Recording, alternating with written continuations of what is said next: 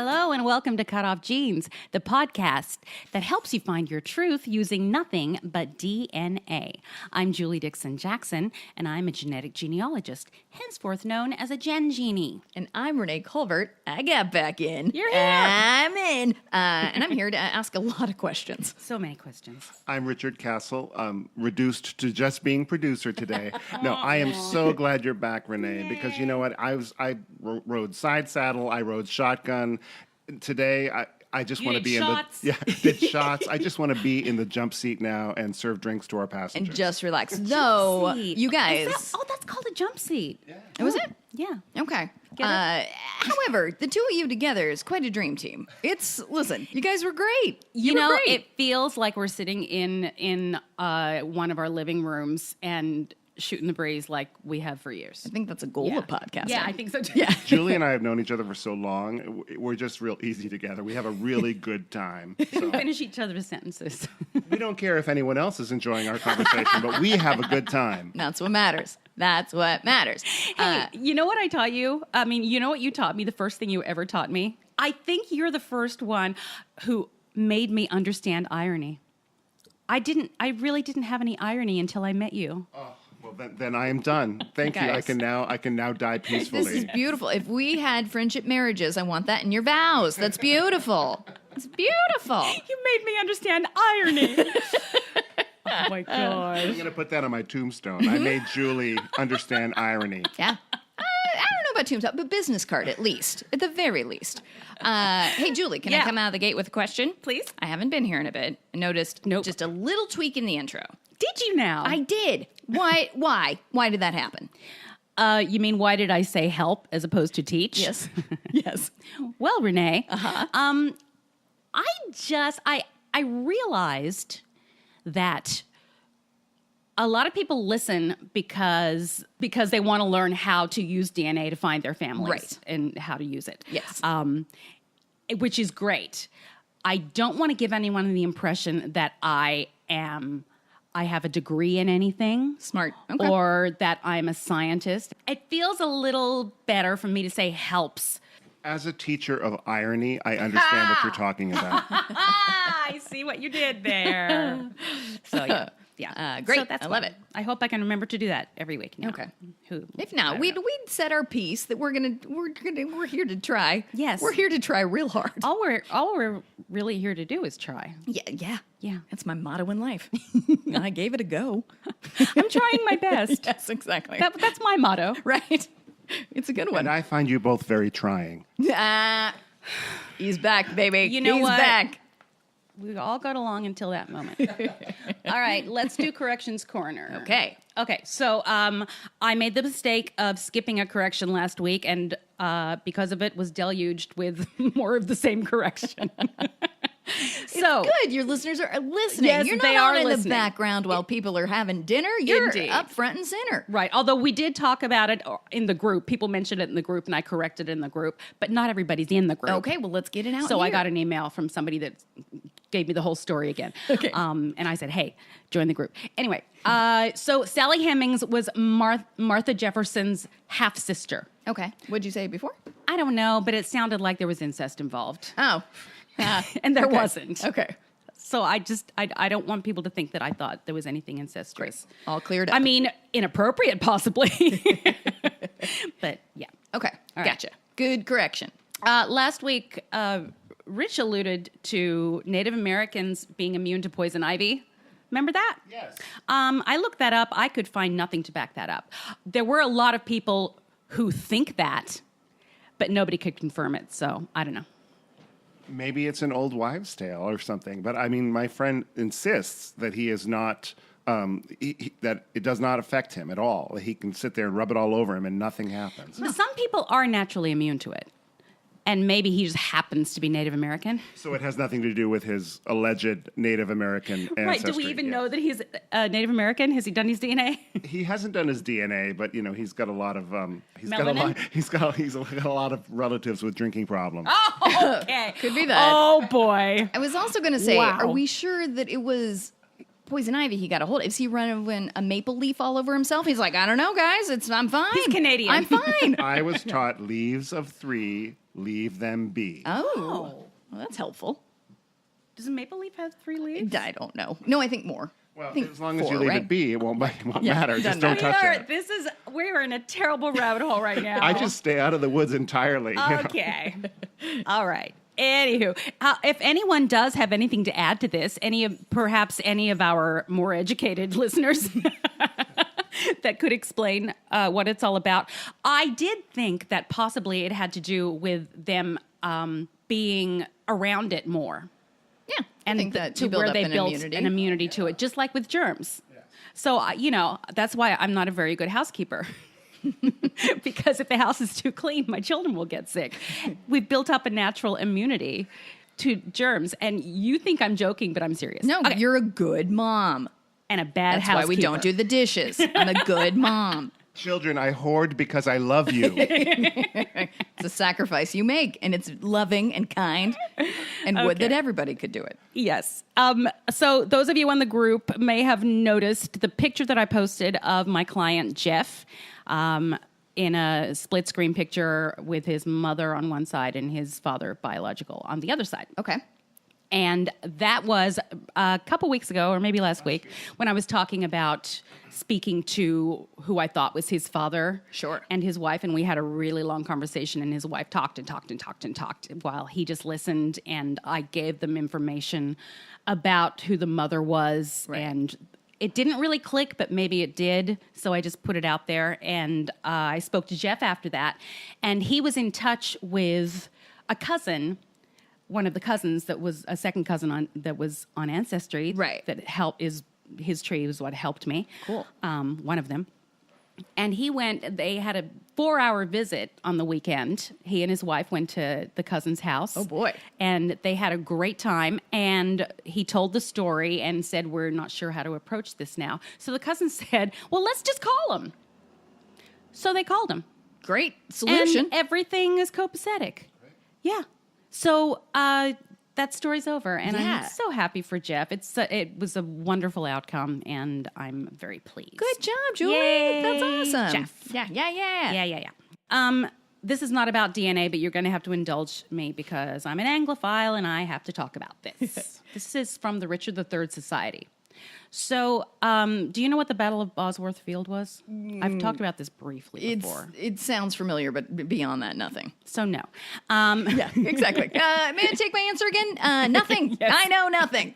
Okay, the Battle of Bosworth was in August of 1485, and it was a crucial moment in British history, which saw the death of Richard III, ending the Plantagenet reign and bringing the Tudor dynasty to the throne. Okay. So basically, that was when it went from the Plantagenets to the Tudors, this one battle. That's nuts. And legend has it that Henry Tudor defeated Richard III, and he literally picked his crown up off of the field and put it on his head. Oh, wow. I know. That is dramatic. Yeah. Apparently he wore his crown to battle.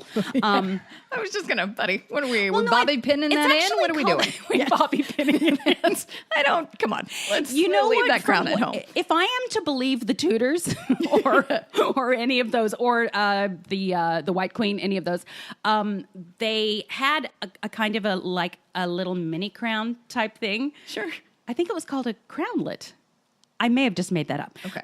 But it would fit over their helmet Oh, wow. so that everybody on the field could see who the king was. I'm glad to hear that because when I went horseback riding wearing my baseball cap, it's gone. Yeah. So, yeah. Never to Yeah. be seen again. Yeah. Okay. You should have put your crown over it. It would have wedged it right on there. I had a tiara too, but that stayed on, actually. Yeah. So. Yeah. Lesson learned. Okay. We got it. It's soldered to your head. Okay, so that's the backstory on Great. Bosworth Field, which is a historical place, obviously, in England. Cool.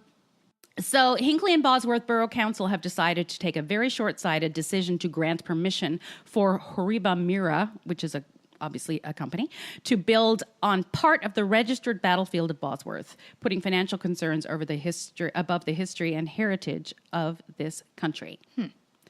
So they want to build a test track for self-driving cars on Bosworth boy. Field. There's nowhere else to put it. Apparently not.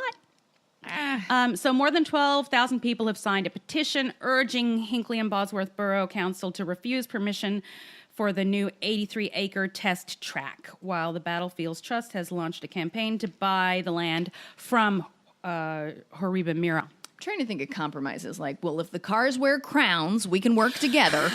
But I don't know. I feel like Way to call that one back, Renee. we can probably find a better place to put it, right? What if you're driving a Crown Royale? Oh, Great. a self-driving Crown Royale or drinking Crown Royale. Even better. Even better, there we drinking go. and driving with Crown Royale. It's okay on a test track. There are no pedestrians. Well, it's a self-driving car, so you can drink. See? Oh my gosh, we've figured out the world right now. Okay. Great. You're welcome for solving that, people who are having trouble with this.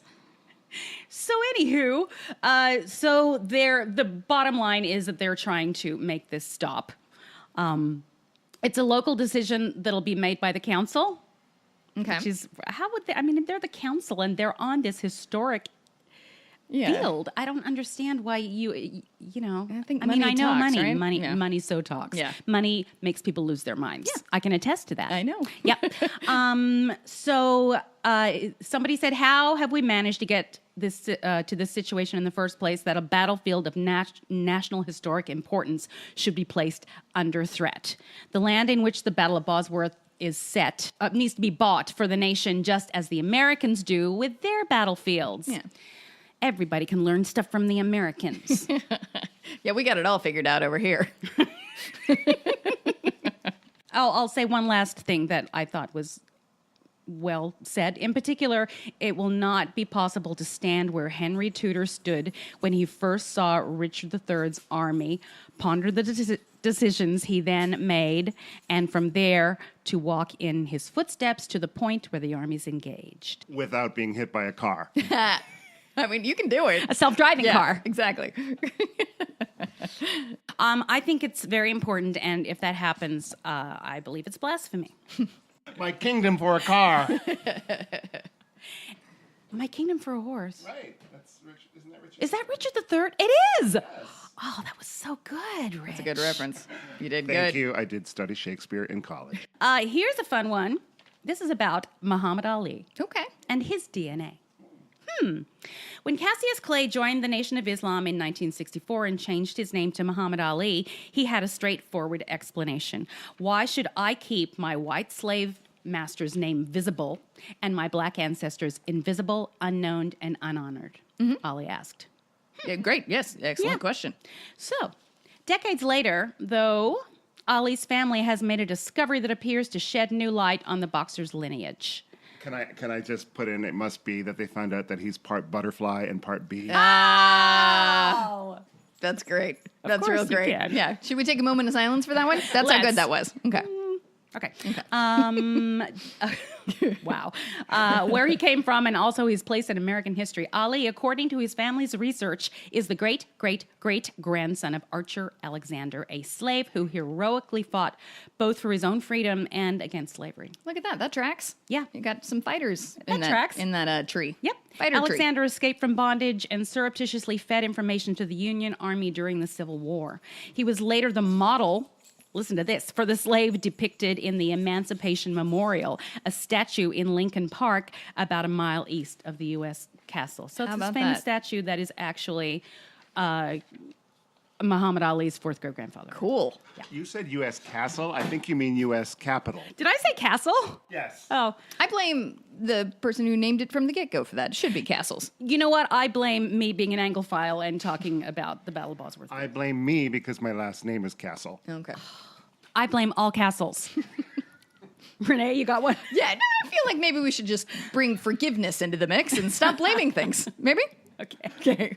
So, the discovery was made by Ali's third cousin, Keith Winstead, who is retired from a career in computer manufacturing and is something of an amateur genealogist. He discovered the connection between Ali and Alexander while conducting research on the website 23andMe. The finding is supported by DNA evidence, which, according to Miriam Ali, was collected when Ali and his wife Lonnie participated in a study with 23andMe to raise awareness for Parkinson's disease, from which Ali suffered. The lineage, according to Winstead, goes like this. Ali's father, Cassius Clay Sr., was the son of Edith Greathouse, who was Alexander's great-granddaughter. It's right there. Yep. Okay. The cousin said, I didn't know who Archer Alexander was when I traced the family tree. I Googled him and just said, wow. Yeah. That's cool. Yeah. Let me give you just a little background on Alexander. He was born into slavery in Virginia in 1813 before he was sold and taken to Missouri. Though Missouri remained neutral during the Civil War, he was owned by a Confederate sympathizer, and in 1863 he learned that Confederate troops had sawed a train bridge that Union soldiers were planning to cross. He walked 5 miles to warn the Union Army, potentially saving hundreds of lives. He also passed along information about hidden arms. This guy's great. Yeah. I like him. We like him. Accused of feeding information to the enemy and with his safety in danger, Alexander ran away, evading slave catchers by climbing out of a tavern window, as you do. Of course. Before he reached St. Louis. He later arranged for the escape of his wife and children. Oh, they were still there. Look at Good for him. Great. In St. Louis, this is my favorite part. You're going to like this, Rich. In St. Louis, Alexander found work as a gardener for William Greenleaf Eliot, Washington University's co-founder and grandfather of the poet T.S. Eliot. We can always make it about musical theater. You did it. I T.S. thought you weren't Eliot going to be wrote able to do Cats. it, and I you know. got there. Because jellicle slaves, angelical. Yes. T.S. Eliot. Boom. Yeah. Eliot obtained an order of protection for his employee, everybody. Those slave catchers came for Alexander again, beating and capturing him before Eliot produced the protective order to secure his release. Eliot published a biography of Alexander and had his photograph taken and sent to Italy, where the sculptor Thomas Ball constructed the Emancipation Memorial. Cool. Yes. That's amazing. Isn't that cool? Yeah. I bet Yeah. that's really cool for the whole family to know that that's the lineage. It runs in the family. Mm-hmm. And on that note, we're taking a break. If you're enjoying Cutoff Jeans, please subscribe, rate, and review. Now back to Julie and Renee. We're back. I missed you. I missed you too. It's been too long, Renee. Okay, let's talk about mirror trees again. Okay. So, I have done several tutorials about mirror trees, and I Right. think people got it. And then I was on Facebook in one of the groups, and I saw somebody whom I know of in the community say, if I have to hear the term mirror tree one more time, I'm going to lose my mind. Uh-oh. Which really scared me because I'm like, oh, are we not doing mirror trees anymore? No, we're doing mirror trees. I think that's just a weird peccadillo this person has. Well, it scared me, so I looked into it a little more. And for some, they believe that mirror trees are outdated in that you have to switch your DNA around to different people on that tree, I guess. Okay. And it possibly slows down the ancestry algorithm. All right. It could be that. So What it's I'm not noticing the name that upsets them. It's the process of creating yes, it. I think so. Okay. Because a mirror tree is a mirror tree. Yeah. The basic fundamentals of it is the same thing. I thought she wanted another name, like tree number 2. All right. Mirror tree is the best option. Right. So Blaine Bettinger has what he calls a quick and dirty tree. Okay.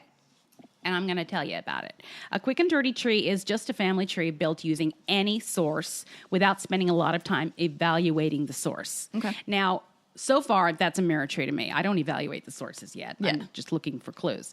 Usually, when researching a tree, we obtain multiple sources, resolve conflicts, cite our sources. I don't know what he's talking about. Anyway, however, we don't have time to do this when simply building a tree to look for clues. That's what I'm saying. So we use shaky leaf hints, other people's trees, and so on to build the quick and dirty.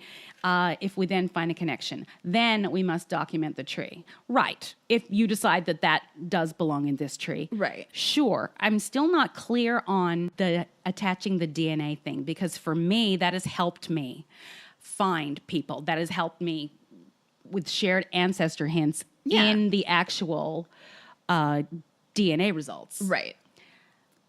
Since there has been I think it was a shared ancestor clue. I'm not sure what it's called. But now Ancestry has this thing that says it's bright green on above where the parents would be. And it says, we think we found the parent of this person, or we think we've found, and you can look at it and see if it fits and use that. I think that's what they're talking about. Yeah. I believe they're saying you can utilize that instead of attaching your DNA to it. Okay, that makes sense. I also think like people learn things different ways and brains work different ways. So if mirror trees work best for you, algebra is my best example of this. Like when a teacher was just so regimented about like show your work and the work has to be the exact same way I do it. I'm like, no. But I got to the answer my way. So why does that make it wrong? Or the highway. Sure. Yeah. So I think, I tend to agree with you, Renee, and I'm going to still call it a mirror tree. Yeah. It sounds like one they're, person's they're fussy. already quick and dirty. Well, there is, I don't know. I had a feeling this person possibly works for Ancestry, and maybe maybe Ancestry has asked her to tell people not to do it because it's slowing down their algorithm. Okay. All right. There's still a That's nicer a way to guess. say it. No, she was fine. Okay. She was fine. She was just doing a list of things she's sick of hearing from people who don't know what they're doing. That's not patient. I I don't love like that this. you turned this into a conspiracy theory. Everything's a conspiracy theory. I did, didn't I? Yeah. What I really wanted to do was just clarify the difference, and the clarification was there really is no difference. Great. No, but that is Well, important. this was a big waste of time. There was a second shooter. I know it. So, guys, call it quick and dirty, call it a mirror tree. You don't have to document it or prove anything until this person is actually a part of that tree. Perfect. The end. I think that's valuable information. They're the same Do thing. you? Okay, Yes. good. Yes. Good. Okay, here's a question that was not on our page, but I saw it on another page, so I stole it because I thought it was a good question that I Great. had an answer to. This lady says, Ancestry has updated the DNA results and assigned 60% of my DNA to my father. Is that possible? The old results were 51%. Okay. So the bottom line is, I think I've heard of this happening a lot. okay. Yeah. Yes. You get exactly 50% of your DNA from each of your parents. Okay. Because you think you're half French and half Irish is not going to be reflected in your ethnicity estimate. Gotcha. Because A, it's an estimate. B, very rarely are either of our parents 100% anything. Ethnicity goes back further than 400 years, up to 1,000 years. You would not believe how much people moved around hundreds of years ago. So if this person thinks they're French, it might be a mixture of other races as well, and vice versa. Okay. So again, just because you think your dad was French doesn't mean you should be exactly 50% French. Because there's no such thing as a pure breed when it comes to human beings. Yeah, that's true. We've all got something else in our closet way back in the past, you know? There's always somebody out in the woodshed that we didn't know about. Everybody has stuff in their closets. Trust me. I'm a genealogist. All right. So that was that little thing. That Have we learned makes anything sense. from that? Yeah, I think so. I think the 50% is like biology. Yes, that is science. And It is then- 50% DNA from each parent. Right. So the ethnicity estimates are just that. That makes sense, though. So if it's not 50%, it's because they're looking at The your ethnicity. Yes. Yeah. Don't take your ethnicity as, here's an example. My mother is my mother, and I obviously got my Norwegian ethnicity from her. Right. Because her second great grandfather was Norwegian. However, I have 11% Norwegian, or at some point had 11%, and she had 5%. Isn't that funny? So it estimated differently. Yeah. Boom. Great. The That makes perfect end. sense. Good answer. Okay, good. Are we all good? I feel great. You feel good, Rich? I always feel good when I'm with you, Julie. Oh, boy. Please take me to break. Thank you for listening to Cutoff Genes, the new podcast starring Julie Dixon-Jackson with Renee Colvin. Hey, everybody, we're back. It's story time. Finally. Did you miss it, Renee? I missed it so much. I missed you sitting there and sucking your thumb. With my num-nums and my bottle, I'm ready. Num-nums and bottle. All right, so last week, we pretty much got to really the end of the story. Cool. My father happened to land back in Australia on April 7th, 1965, which is the day I was born. Nuts. Not That's crazy. not knowing I existed, Sure. obviously. And he wrote, there were a few letters after that to his father talking about, I think he'd actually met a girl on the boat. Huh. Okay. And he mentioned, we are doing this and we're traveling, so there, I Yeah. think he had a girl with him. Yeah. Then there was another break. Then it's a few months later, Right. and I believe he'd just gotten married Okay. Yeah. to Elvie, who was his wife Right. and the mother of his other 4 children. And she was pregnant. And they good were reason going to to get have a married. baby. And that is a good reason to get married. So, life went on. Mm-hmm. And this is going to be the last letter, I think, that I touch on. But it's a very enjoyable one for me. And it's just him explaining. It's just him. I can tell the way he spoke by the Yeah. way he writes. That's amazing. And I can relate to it, I believe. And you may have covered this already, but is there any audio recording for you? No. Okay. No. All right. Oh, I didn't even. There's video. There's a little bit of video. That counts. Yeah, That's awesome. My brother has sent me some video of them going walkabout in the bush. And actually, there's this technique of making tea. I think it's called Billy tea. Okay. And that you put you boil the water on the open fire in a can, and then you put the tea in it, and then you swing it around. And it's a specific thing. When he did it, I was like, why is that familiar to me? And I believe I learned it as a kid. It's part of That's the culture in Australia. so or cool. Possibly the Aboriginal culture started there. I don't know. That's I don't know. amazing. Please Now, don't write putting letters. a lid on this can as we swing it above her head? No, Okay. we're using gravity. Yeah, centrifugal force. Okay. Oh my gosh, I just remembered. That's right. My mother showed me that I could do that with a bucket of water. That's I could awesome. actually swing it around and none would come out, and I couldn't figure out how that happened. Yeah. No, because it's crazy. I obviously couldn't. Years later. I'm like, how do they do that? You had to ask. I just ended up soaked, but then again, I never really had a good arm. Yeah. You are too slow. Yeah, you need to get a little speed behind Yeah. it, Rich. Rich, you can't take You a break should've at the gone top. outside You can't take a break off at the the top, piano buddy. bench. Yeah. Your fingers were very nimble, though. Yeah.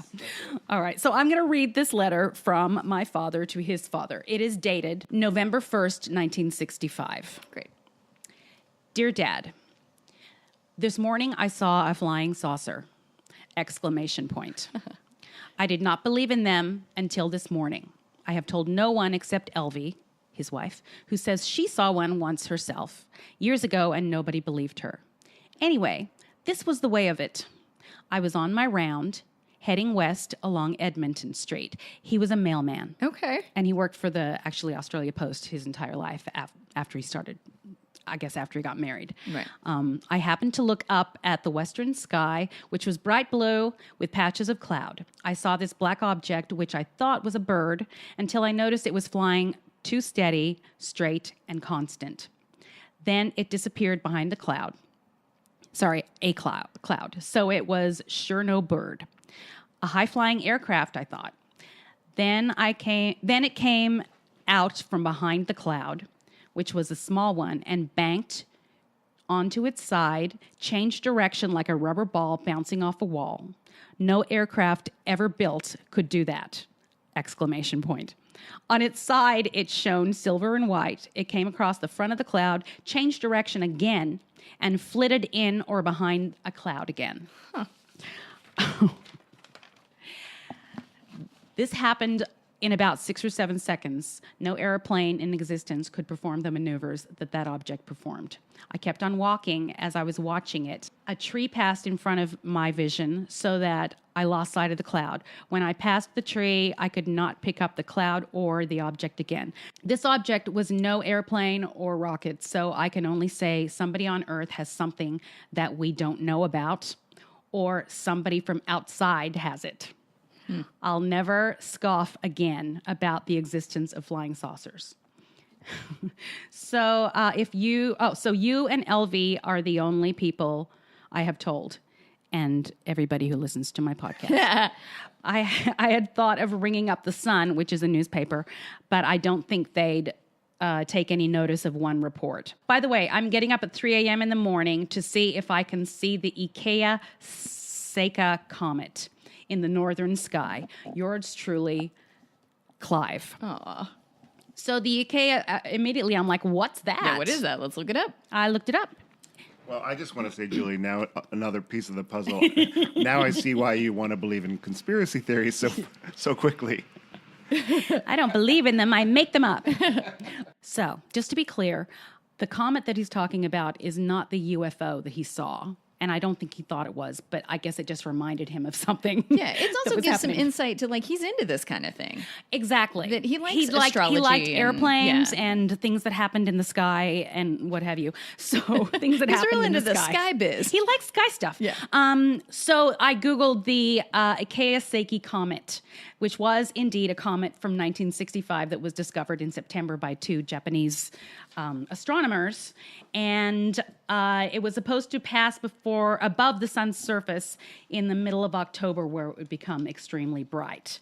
So at its brightest, observers, I guess, in the northern hemisphere, reported that it was clearly visible in the daytime sky next to the sun. Cool. How cool is that?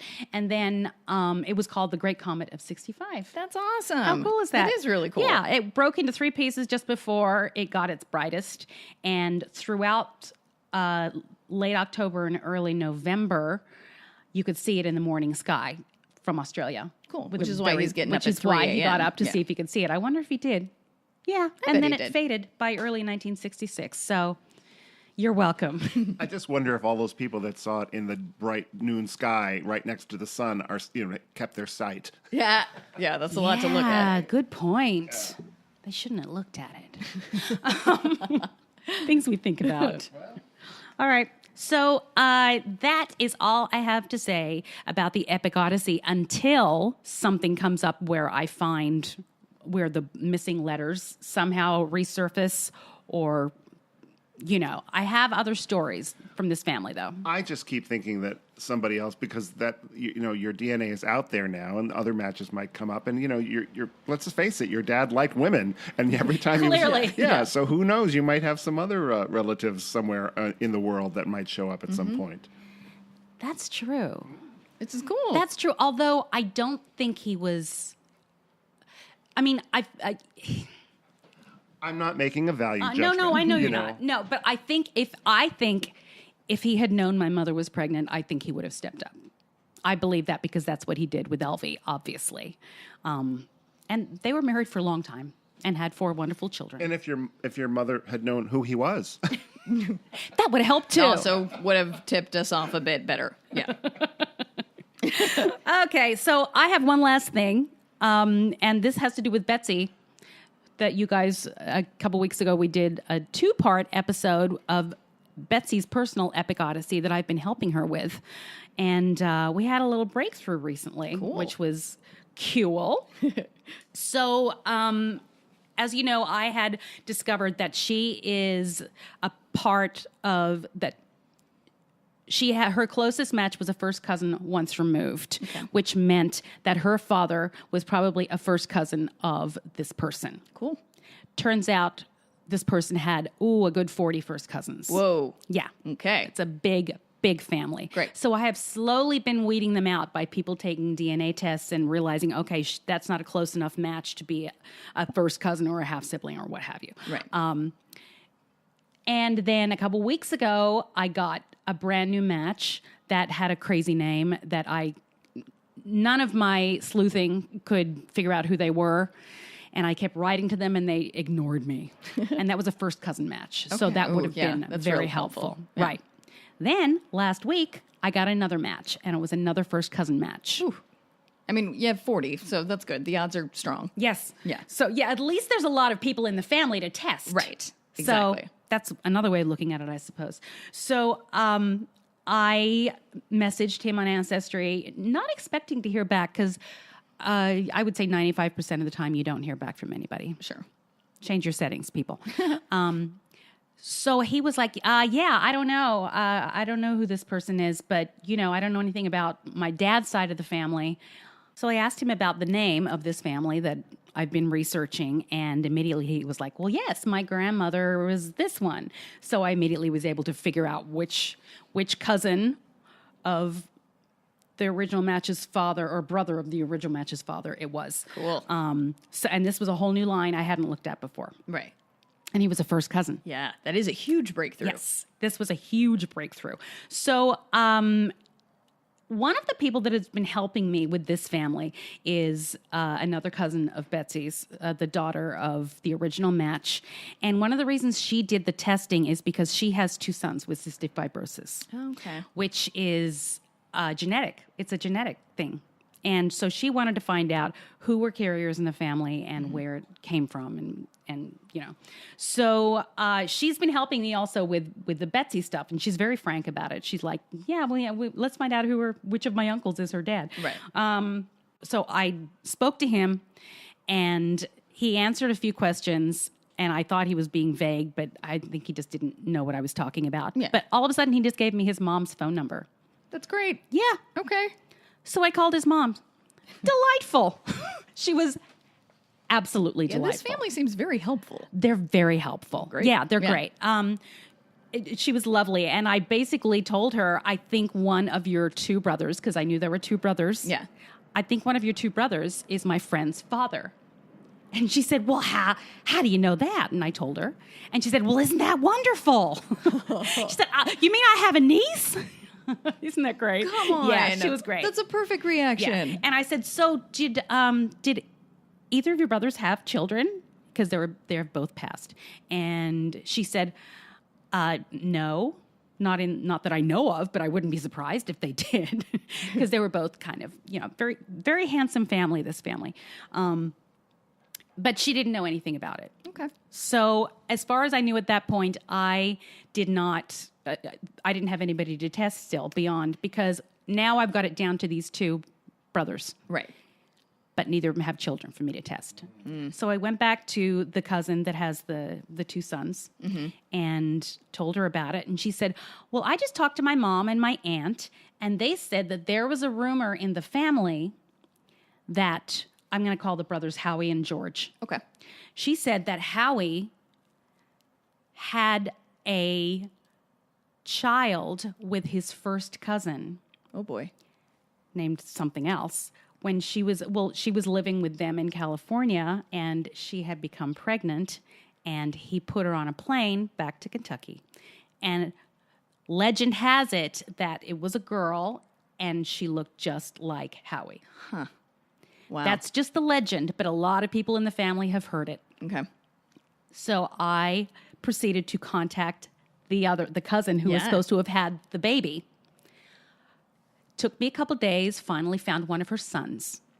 And I talked to him on Twitter, and he was like, why are you asking this? So I told him, and I said, so did you have a sister? And he said, yes. And I said, do you know who her father was? And he said, no, none of us know who her father was. Isn't that interesting? So there were younger siblings from her first marriage and older siblings from the second marriage, but the girl in the middle had an unknown father. Wow. That's very telling. And I said, that's amazing. Here's what's happening. I explained. And then he told me that she passed away in 2012. I'm so sorry. Okay. So we didn't have her to test. Yeah. And then I said, did she have children? And he said she did. They both died from cystic fibrosis. Oh God. Oh boy. Okay. And I got a chill. I was like, sister, what?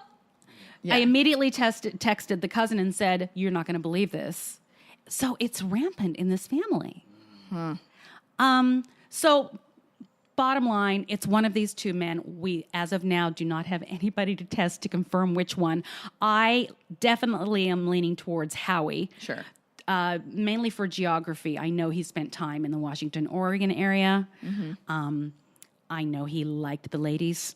But even to be able to narrow it down that much to 2 brothers, I mean, that's pretty good when you had nothing incredible. before. Absolutely, it is. It's very frustrating, though, because that's where I was. Because it was here's an update I forgot to tell you guys. So remember when the whole extravaganza that we weren't sure if my father was Clive or Max? Right. Because I had a low match to my half-brother, but we still confirmed it was him. A few months later, I get a new match. His name is Fisher. He's a first cousin. I messaged him. He's Max's son. So it's now 100% confirmed that Max is not my father. Great. And I have a whole other bunch of first cousins.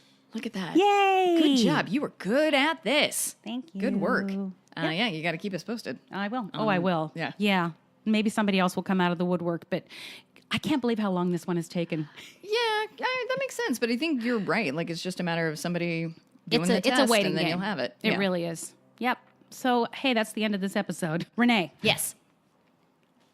tell people about yourself. I would love to. You guys, I want to hang out with you on social media. I'm on Twitter at Renee Colvert, Instagram, Renee S. Colvert. And if you like dogs, I have a podcast called Can I Pet Your Dog? And I am Richard Castle. I have a website, richardcastle.com. I'm a musician and a composer for musical theater. And you can also follow me on Twitter at Castle Songs. I am Julie Dixon Jackson on Twitter. I am at Jules Jackson. The podcast is at Cutoff Jeans Pod. There's also a Facebook group called Cutoff Jeans Podcast. You can ask to join. Oh, also, if you want to send me an email, julesjackson@cutoffjeans.com. Boom. And you guys have been so good on iTunes. So good. Thank you so much to everybody who's rated, reviewed, and subscribed. And if you haven't yet, get in there. Get in there. Let's get a review Don't you in want to there. be popular? It's fun. It's a good I'll time. be your best friend. Too much? Okay. It's all right, perfect. guys. No, I think you would be their best friend. I think it's just an honest announcement. God, you really took that irony thing far, didn't you, Julie? Okay, guys. Hey, don't forget, I had one more thing to tell you. The truth is in your jeans.